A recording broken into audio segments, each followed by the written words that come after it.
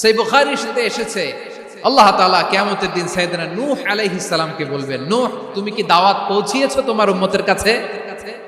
নূহ আলাইহিস সালাম বলবেন, হ্যাঁ আমি পৌঁছিয়েছি। এবার নূহের উম্মতকে আল্লাহ জিজ্ঞেস করবেন, এ নূহের উম্মতেরা, তোমাদের নবী নূহ কি দাওয়াত পৌঁছিয়েছে? নূহের উম্মত বলবে, না আল্লাহ, আমাদের কাছে কোনো সতর্ককারী আসে নাই, কোনো নবী টবি আসে নাই, কোনো দাওয়াতও আমরা পাই নাই, আপনারাও চিনি নাই, জান্নাতও চিনি নাই, জাহান্নামও চিনি নাই। নূহ আলাইহিস সালাম বিপদে পড়ে যাবেন। তখন আল্লাহ বলবেন, নূহ তুমি বললা পৌঁছিয়েছো, তোমার উম্মত বলে কিছু পায় নাই। নূহ তোমার কি কোনো সাক্ষী আছে? তোমার কথা আর তোমার উম্মতের কথা তো মিলে না। তুমি বললা তুমি আমার নির্দেশনা দাওয়াত পৌঁছে দিয়েছো, কিন্তু তোমার উম্মত বলে পায় নাই।